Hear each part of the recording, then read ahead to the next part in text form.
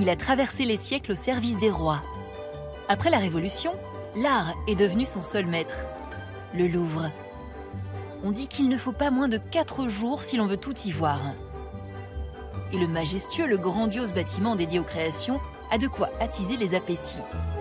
460 000 œuvres, dont la victoire de Samothrace, la liberté guidant le peuple, les noces de Cana, le radeau de la Méduse. Mais la plupart des visiteurs n'ont Dieu que pour elle, la Joconde. Et se frayer un passage parmi ces 10 millions d'admirateurs n'est jamais simple, sauf pour d'autres stars. Incontournable Louvre, où a eu lieu le kidnapping d'une des femmes les plus célèbres au monde. Le journaliste Jérôme Coignard nous dévoile les dessous de ce rapt qui a défrayé la chronique au début du XXe siècle. Alors, la Joconde arrive en France avec Léonard de Vinci qui termine ses jours près d'Amboise. Elle entre dans les collections royales sous François Ier. Elle rejoint le musée du Louvre en 1797. D'abord exposée pendant une 50aine d'années dans la Grande Galerie, elle a ensuite droit au Salon Carré et se retrouve perdue au milieu d'autres chefs-d'œuvre italiens. La belle ne dispose alors d'aucun traitement de faveur. De quoi donner des idées à un esprit mal intentionné. Le mardi 22 août 1911, 2 artistes viennent dans le Salon Carré pour copier la Joconde. Le tableau n'est pas là. Ils en font part au gardien. De fil en aiguille, l'affaire remonte à la direction du musée. On cherche partout. La Joconde n'est ni chez le photographe où elle aurait pu être photographiée, ni dans les ateliers de restauration, ni à la conservation. À la stupeur générale, il faut se rendre à l'évidence. La Joconde, donc ce joyau des collections françaises depuis le XVIe siècle, a disparu du musée du Louvre.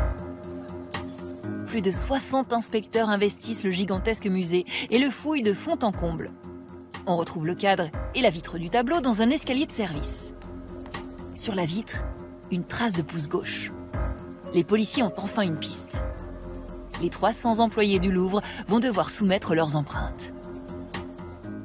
Malgré cela, on ne retrouve pas d'empreinte correspondant à celle de la vitre de la Joconde.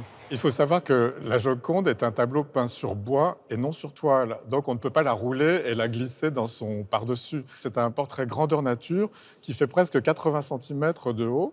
Donc on a dû voir ce voleur sortir du musée avec un paquet rectangulaire sous le bras. 2 témoignages confirment cette hypothèse. Un homme a été aperçu aux abords du Louvre emportant un objet. Mais impossible de savoir de qui il s'agit. Les enquêteurs sont dans l'impasse. Le scandale du vol va bientôt faire le tour du monde. En France, aux États-Unis, en Angleterre, dans toute l'Europe, en Russie, le tableau fait la une de tous les journaux.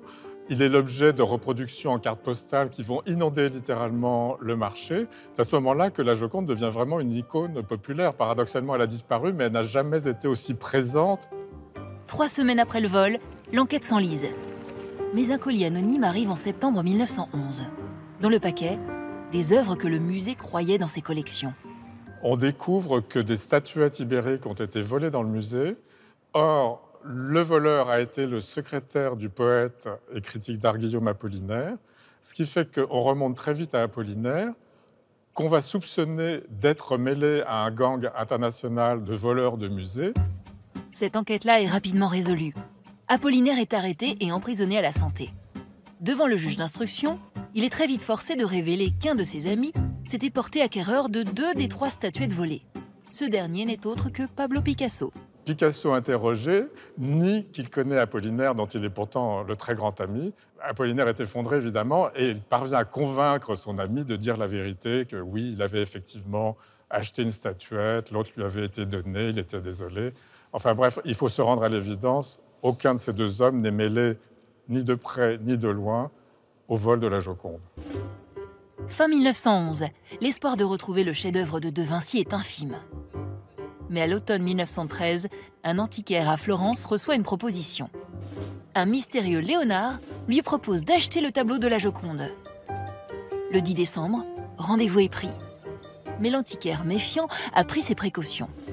L'antiquaire se rend à l'hôtel, accompagné du directeur du musée des Offices, qui fait autorité en matière de peinture ancienne, pour pouvoir identifier le tableau. C'est alors que le voleur sort de sous son lit une caisse en bois, il l'ouvre, Et là, stupéfaction, c'est bel et bien la Joconde qui se trouve sous les yeux de nos deux compères, intacte à part 2 petites égratignures. Le directeur du musée demande à expertiser l'œuvre dans ses bureaux. Une fois le tableau mis en lieu sûr, les 2 hommes appellent la police. Le voleur se nomme Vincenzo Perugia. C'est un Italien ouvrier, peintre en bâtiment et vitrier. Il a eu en 1910 entre les mains la Joconde. La police découvre que la Joconde était pendant près de 2 ans cachée dans la petite chambre du vitrier, dans le 10e arrondissement de Paris. Lors de son procès, Vincenzo Perugia clame que ce vol, il l'a commis par patriotisme. Perugia va dire pour se défendre qu'il a voulu rendre à l'Italie un de ses chefs-d'œuvre. Et c'est cet argument que ses avocats vont l'encourager à utiliser pour se défendre lors de son procès à Florence en 1914 et qui va minimiser sa peine à 1 an de prison et 1 mois, qui sera encore réduite. Enfin, c'est une peine très faible par rapport à l'énormité du vol. En Italie, Perugia devient un héros populaire. Il a permis de ramener Mona Lisa dans son pays natal. Si les Italiens promettent son retour en France, il compte bien en profiter. Elle est exposée à Florence, Milan et Rome avant d'être rendue. C'est un retour triomphal, c'est vraiment comme un chef d'État invité qui voyage en première classe. Les 2 compartiments voisins sont occupés par des policiers. Et à partir de ce moment, elle devient une icône mondiale. Donc ce n'est plus simplement un chef-d'œuvre de la peinture de la Renaissance, c'est un mythe. Depuis, Mona Lisa est sous haute surveillance. Plus personne n'a réussi à se l'accaparer. Sauf les artistes, qui, eux, ne voleront que son image. Icône insaisissable jusqu'à son sourire.